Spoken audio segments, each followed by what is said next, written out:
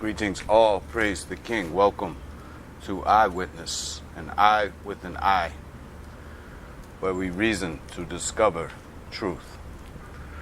Speaking about the war in Afghanistan, they label the longest war in U.S. history.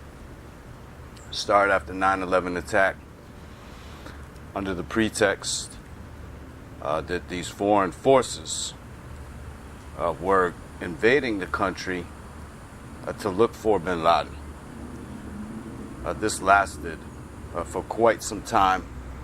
There was speculation that they had the opportunity to capture bin Laden, but did not. We have been shown a phony bin Laden. It's quite evident compared to the original bin Laden. This is not the same person. The character, personality in itself is much different. You have this funding of people inside of the borders of Afghanistan to eliminate this group called the Taliban. Now, when we first heard about this 9/11 attack, we did not hear much about the war in Afghanistan. Most of the focus went to the war in Iraq. However, initially, for the first 2 years, the objective was in Afghanistan.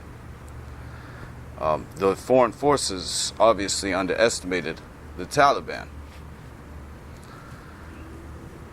They changed directions and began to fund people within that country and labeling it a civil war. Of course, in the eyes of the public, a civil war is more just than foreign superpowers going in to eliminate a small group. The ultimate goal would be to take the resources from the land of Afghanistan and burn them into the air, as well as the rare earth minerals that geologists had discovered some 10 years ago. They claim worth $1 trillion. Well, we can assume that the mountainous land of Afghanistan has a plentiful supply of resources, and that those would be exploited for the better of mankind, is what we're told. For industrialization. Now, the United States worked on behalf of the European powers, which paid the United States military to go in there to topple this regime. Regime is a dirty word for government. The Taliban was and is a functioning government. The idea that there was some other foreign funded group called the Afghan government did not legitimize them as an official government.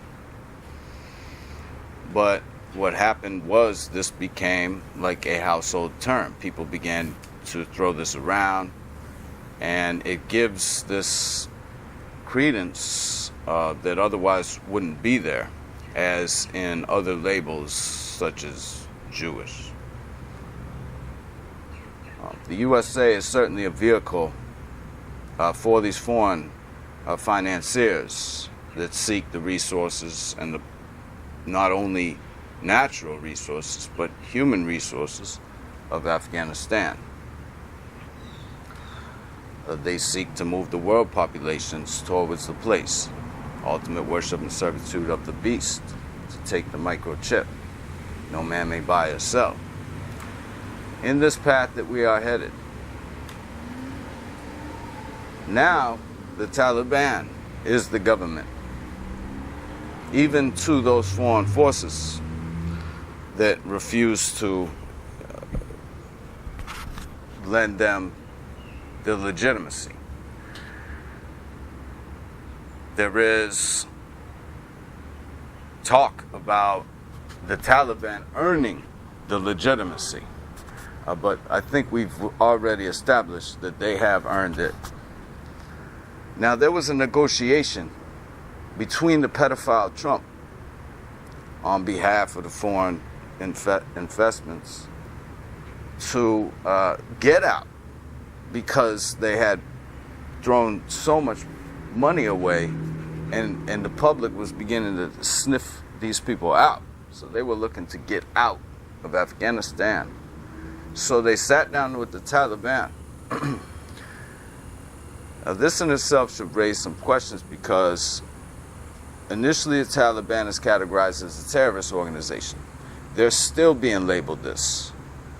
We were told that the United States or these foreign investments did not negotiate with terrorists, but yet they were negotiating, and they were negotiating for a ceasefire. They were negotiating for a ceasefire because they must have not been on top. So the deal was that the foreign forces would leave by May 1st, which they did not uphold. So the Taliban went on an offensive. Some say the Taliban had planned this ahead of time.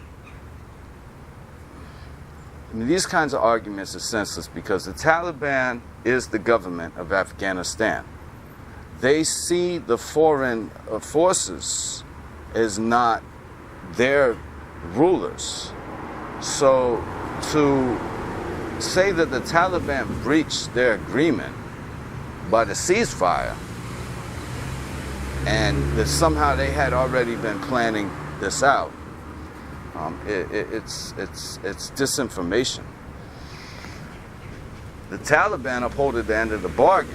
It was the foreign forces that didn't. They were sneaky, and they still sought to eliminate the Taliban all the way up until the end, where they were promising to give support onto their Afghan government by way of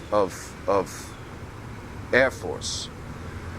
And even just a matter of days before this takeover, the surrender of the foreign forces to the Taliban, these foreign forces were bombing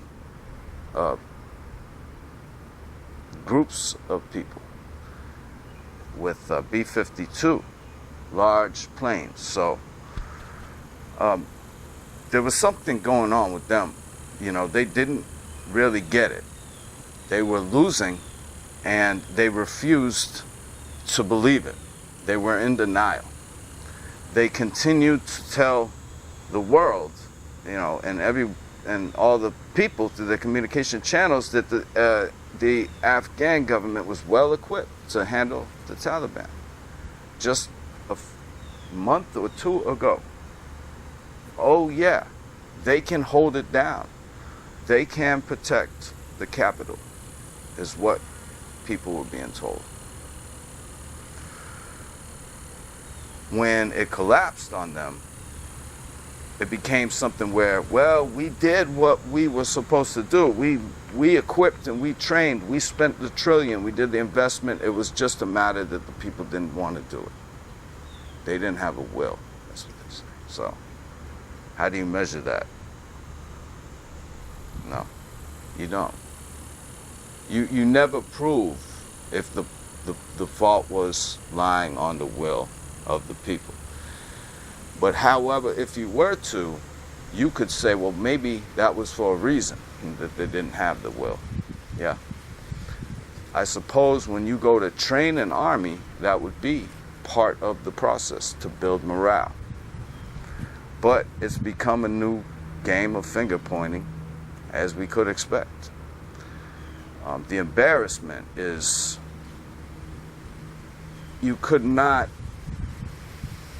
overstate the what this has done.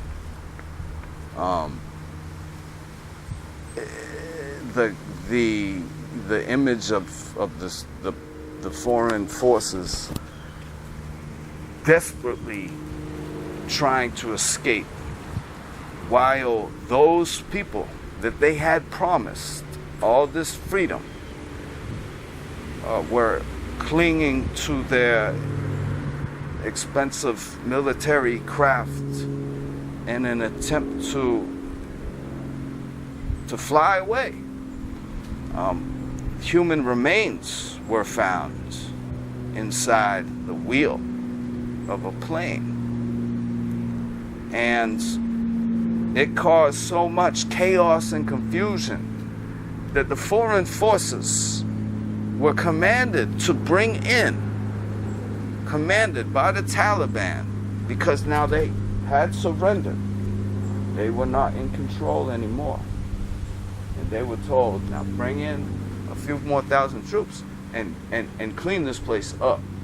Yeah? Because there was thousands of people surrounding the planes. They couldn't even get the dogs out. You know, we're being told that they had a job, it was under control, their mission was accomplished, they had found bin Laden.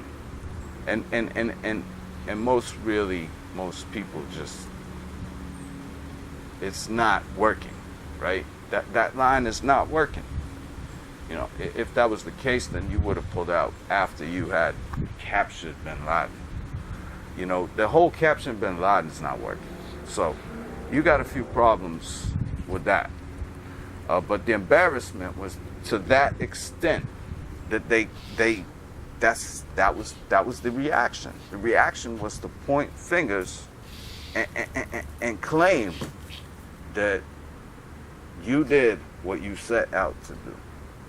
Well, then they should be content with the new government of Afghanistan. But there's reason to believe that that won't be the case. We're already being told about the sanctions, the devaluing of the currency that the foreign forces had established. This is something should be an alarm to the new government, or maybe perhaps the always existing government of Afghanistan. That once they get tied into these World Bank schemes, you know, this enticement for foreign investment, then they will be controlled. Their system of economics. These things are not very easy to explain, but the currency is tied to the commodities, which are natural resources. We only have natural resources on the earth that get changed into product. So, you know, there'll be a sort of trade-off for, you know, so much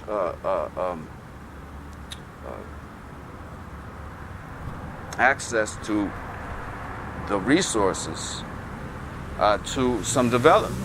And they'll come with a good deal at first, but it's in the contract, and these people make their deals so they can be interpreted later differently than what they have initially proposed.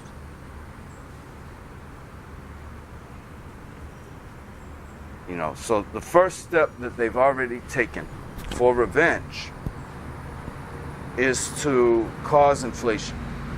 Yeah. Because remember, they came in and set up a currency. They also seized $9 billion in gold reserves, which the dollar's not backed by gold no more. So gold has value. The warlords, you know, they continue to fund in an effort to topple the Taliban through covert operations. This is the future. You know, ISIS has been fighting against the Taliban since they were sent in to fight the Syrian army. Now this is just, the idea that this is a state, an Islamic religious state. Now know that at the heart of this entire conflict is the separation of law between religion and what they call civil. So they're looking to implant their civil law they call democracy, we've talked plenty about.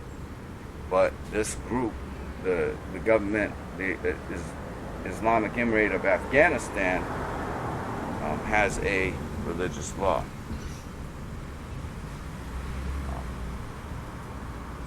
So on the covert end, the foreign forces through the world classes will fund the ISIS group to try to cause disruption to the government of Afghanistan. Now, on the conventional front, they're projecting this to be a civil war, which just means it's more justifiable for foreign intervention because the people wanted it. They were on the ground. They were requiring, freedom, liberation, their rights. They call the women's rights. This is a big thing today. Women, people know the history, and yet people tend to neglect naturality. However, women are being used to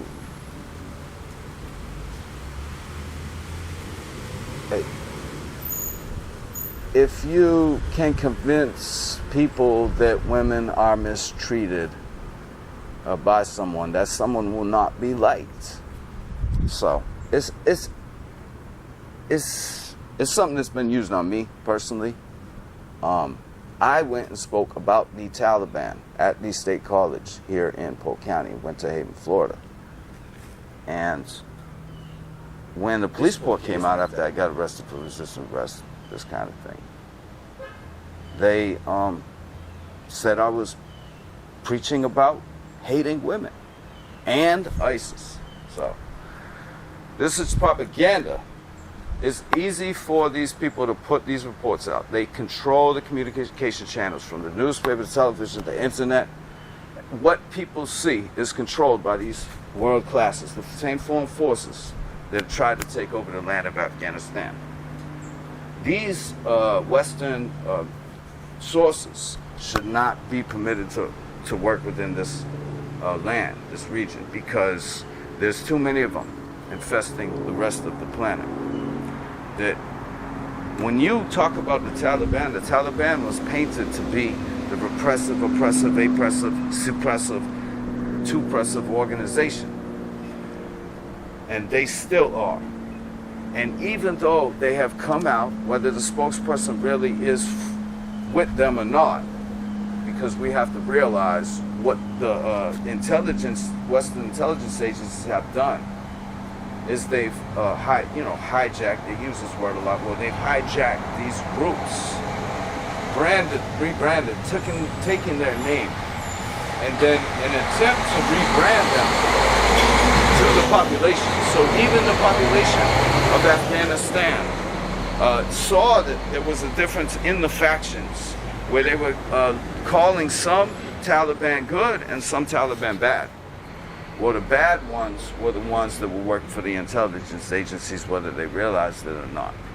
And they were doing, the looting, robbery, and bad things were happening to give the impression to the population this is what the Taliban rule would look like. However, after the foreign invasion forces had surrendered, the Taliban has shown that they're not what they've been projected to be.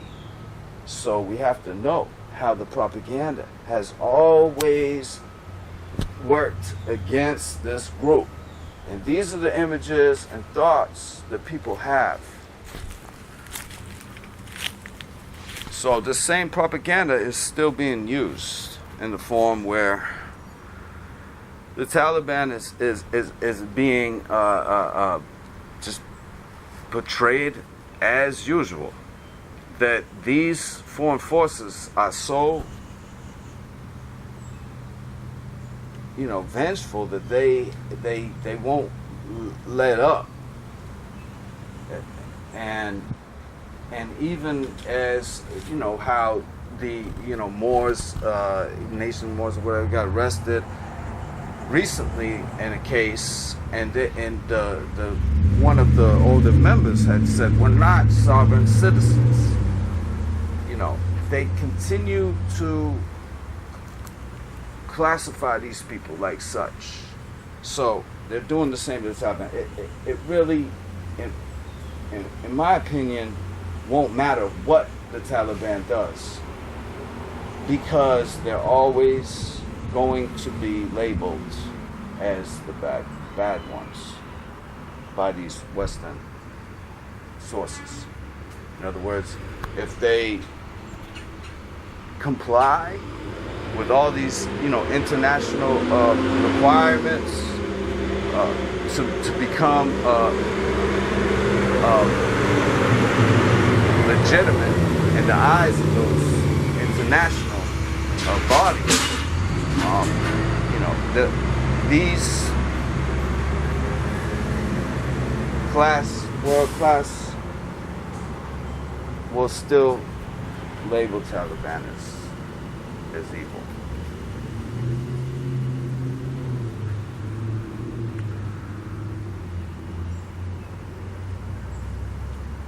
And there'll be an effort to eliminate them.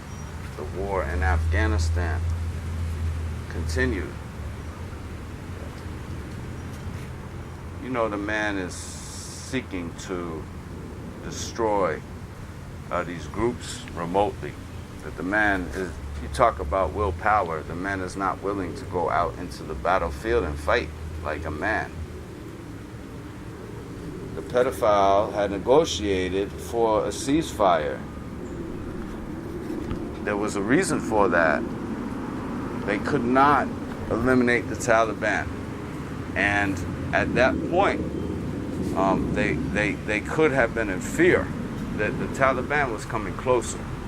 So they made a desperate attempt to negotiate the ceasefire, in which the Taliban agreed so long as that they left by May 1st, which did not happen. So the Taliban went on an offensive. This is being told to be something that the Taliban had planned. The Taliban has been trying to free their land from this foreign investment for 20 years.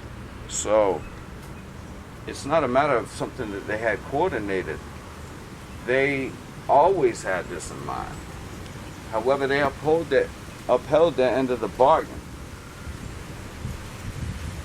which the foreign force did not. So it should not have come to a shock why they went on the offensive and surrounded the place, in which the U.S. quickly surrendered and deserted, along with their puppet president, who pretended to be some kind of a tough guy, And this is something that people take notice of, the staged opposition. Whereas he was shown with missiles landing behind him at the palace, and he opened his shirt to show he didn't have bulletproof vests. This stuff's staged. It's staged. They showed everybody what they was made of, as they was desperately trying to get out, while the people clung to their planes and hid or tried to hide inside the wheels.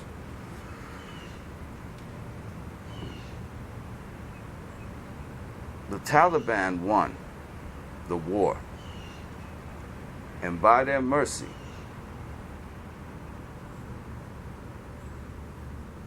those people are still alive.